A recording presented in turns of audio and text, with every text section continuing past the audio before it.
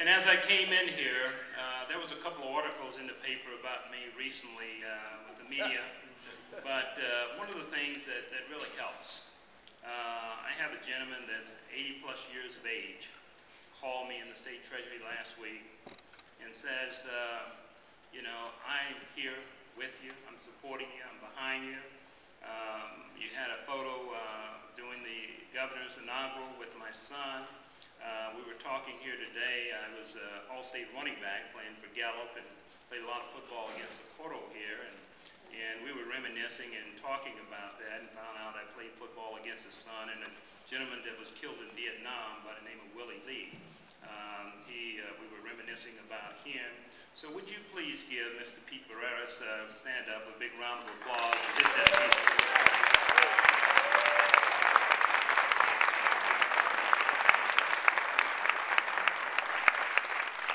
And I said that because that is what makes the Democratic Party special. We care about one another. We care about this economy. But let me tell you, we have a responsibility, ladies and gentlemen, each and every one of us. We have a sprint here for the next 6 weeks. Until we cross that finish line, we can't afford to become complacent. We can't afford to say that we're tired. When you leave here today, you got to go back to that community and work from sun up to sundown. You got to call that friend. You got to call that neighbor. You got to get them committed. We have too much at stake. We have too much at stake. In the state of New Mexico, we got 112 legislators that are standing for election. Don't forget about those local legislators. They are working very hard. So as we work from the legislators, we also looking at all of the congressional people that are running. Ben Ray Lujan, he is running a tremendous race, but he can't do it by himself. Is he going to win? Yeah. Is he going to win? Yeah. Then we have a very close race, nip and tuck. And I hear naysayers saying, well, I'm not sure we're going to do that. If we're passing that type of poison on, if we have that type of doubt in our mind, and people are listening to that as we are spreading that, then we need to turn it around and make it positive. He will win. Martin Heinrich is going to be our next congressman.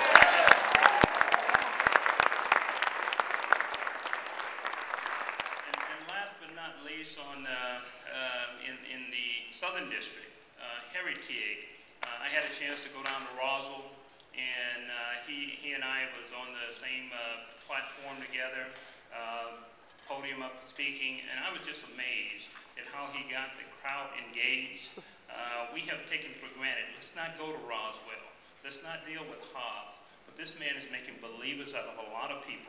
And he's going to be our next congressman from the Southern District.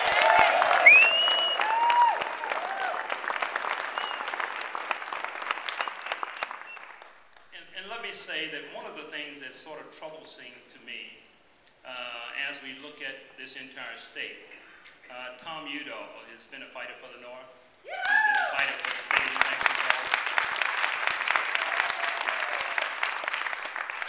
And we have not had that seat in over 40 years. We haven't had that seat in the 1st Congressional District. We haven't had that in a long, long time. So we need Tom Udall. Are you going to help Udall win this election?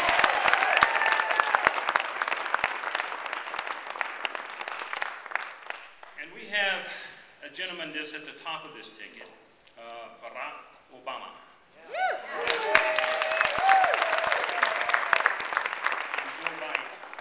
And I just want to say to you that these folks are very courageous. If you look at what happened in Espanola, and you have the county chair from Espanola here, would you give her a big round of applause?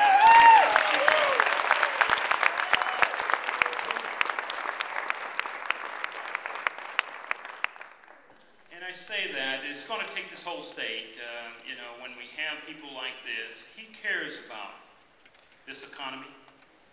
And the economy, we will never see it the way it is yesterday, the day before, the banking community.